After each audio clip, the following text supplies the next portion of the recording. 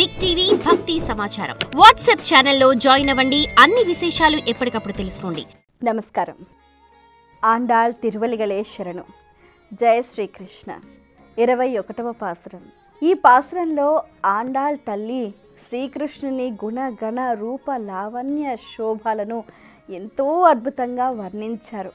ఆ వర్ణన ఎలా ఉంది, ఎలా సాగింది అంటే కూడా ఈ గోపికలంతా కలిసి కృష్ణుణ్ణి వేడుకుంటున్నారు. శ్రీకృష్ణ సమాగమంకై నిన్ను చేరటానికి నీకోసం మేము వచ్చామయ్యా, మేల్కొనవయ్యా కృష్ణ.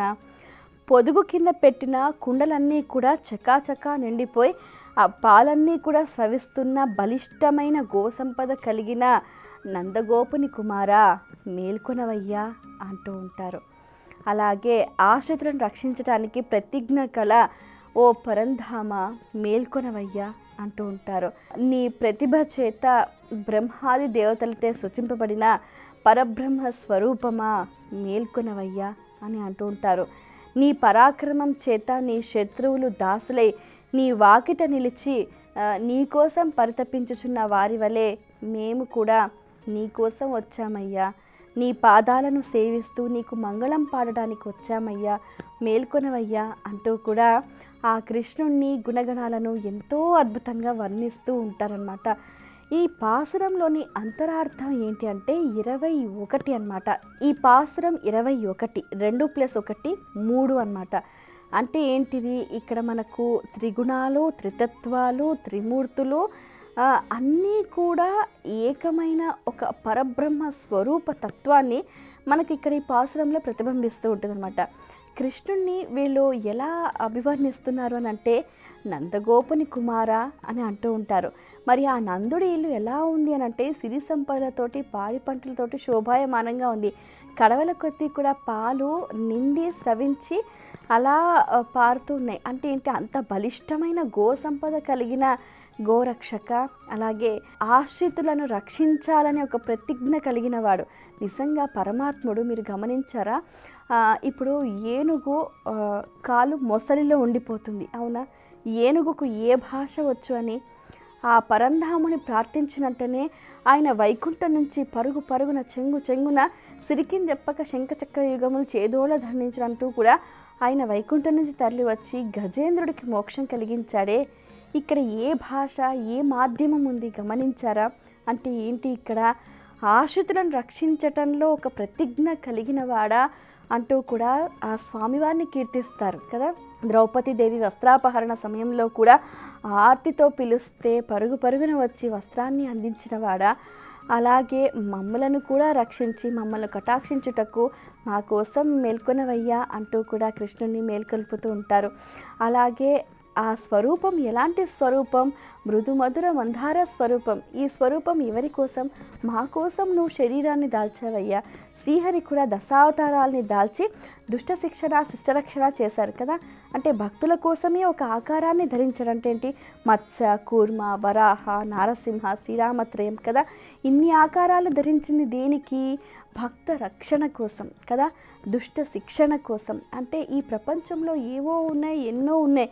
వాటన్నిటినీ కూడా వాటి వల్ల మాకు ఎటువంటి బాధ కలగకుండా, శత్రువుల నుంచి మాకు ఎటువంటి ఆపద కలగకుండా సదా భక్తుల రక్షణ, ఆశ్రిత జన రక్షణే ధ్యేయంగా ఉన్నవాడా, ఓ పరిపూర్ణుడా, మేల్కొనవయ్యా అంటూ కూడా మేమంతా కూడా పరతంత్రం, అంటే మాకు ఎటువంటి స్వతంత్రం అంతా కూడా నీ అధీనంలో, నీ చెంత చేరి మేము వచ్చాము అంటూ కూడా ఆ గోపికలంతా ఎంతో చక్కగా నీ పాదార విందాలకు మంగళం పాడడానికి వచ్చామయ్యా, మేల్కొనవయ్యా అని అంటూ ఉంటారు. ఇక్కడ పాదసేవ అనేది కూడా, ఆ పాదాలకు మంగళం పాడడం అనేది కూడా చాలా అద్భుతం అన్నమాట. ఇక్కడ ఏంటంటే సమస్త సృష్టి అంతా కూడా ఆ పాదాలలోనే ఉన్నది. మీరు గమనిస్తే శ్రీహరి దాల్చిన వామన అవతారంలో కూడా త్రివిక్రమ స్వరూపుడిగా ఆయన 3 అడుగులే అడ్నాడే కానీ మొత్తం 3 లోకాలను కూడా ఆక్రమించిన ఆయన పాదం ఎంత అద్భుతమైన పాదం. ఆ దివ్య పాదం, మంగళ పాదం, భవ్యమైన పాదం నీ పాదాన్ని సేవించడానికి మేము వచ్చామయ్యా కృష్ణ, మంగళం పాడడానికి వచ్చామయ్యా కృష్ణ, శ్రీకృష్ణ సమాగమం కోసం మేమంతా కూడా వచ్చాము, మమ్మల్ని అనుగ్రహించి మేల్కొనవయ్యా అంటూ కూడా ఎంతో చక్కగా గోపికలు ఎంతో వినయంగా, ఇప్పుడు వీళ్ళు ఈ 21 పాసురాలలో కూడా మనం గమనిస్తూ ఉన్నాము, వాళ్ళు ఒక వ్రతం చేపట్టారు, అందరినీ కలుపుకొని వచ్చారు, పొద్దున్నే లేచి స్నానం చేశారు, ఒక నియమంతో వాళ్ళు నిష్ఠతోటి మెల్లమెల్లగా ఒక్కొక్క అడుగు ముందుకు వేసుకుంటూ ఒక్కొక్క ద్వారాన్ని దాటుతూ అలా వచ్చారు. ఇంకా కృష్ణుణ్ణి మేల్కొల్పాలి అంటూ కూడా, కృష్ణుణ్ణి చేరుకోవాలి అంటూ కూడా ఆ పరంధాముని మేల్కొల్పే క్రమంలో వారు స్తుతించే పలుకులు, అసలు ఆ హృదయాన్ని స్రవించే ఆ మృదు మధురమైన వచనాలు నిజంగా ఎంత కఠినాత్ముడికైనా కూడా మనసు కరిగిపోతుంది అంటే కూడా అతిశయోక్తి కాదు. అంత చక్కగా గోపికలు అంటే ఏంటి, ఇందులోని ఆంతర్యం ఏంటి అంటే, మనం ఒక పని, ఒక లక్ష్యం నెరవేరాలి అని అంటే మన సుగుణాలు ఎలా ఉండాలి, మన వ్యక్తిత్వం ఎలా ఉండాలి, మన కార్యాచరణ ఎలా ఉండాలి, మనం ఎలా ముందుకు అడుగులు వేయాలి.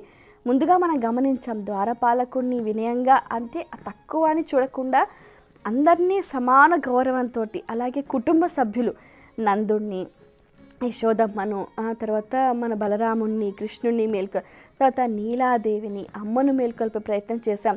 చివరిగా ఆ స్వామివారు మాకు సర్వ ఆధారభూతుడువైన ఆ పరమాత్మ స్వరూపమైన మమ్మల్ని అనుగ్రహించడానికి మేలుకొనవయ్యా కృష్ణ అంటూ కూడా చక్కగా ఈ 21 పాసురంలో వారు వారి భావాన్ని కూడా ఒక పుష్పంగా ఆ స్వామివారికి సమర్పించారు. ఈ పాసురంలో నిజంగా ఒక ఆర్తితో కూడిన నివేదన ఆ స్వామికి సమర్పించారు. ఇది ఈ పాసురం అందలి పరమార్థం. స్వస్తి. For more videos like this, subscribe Big TV channel.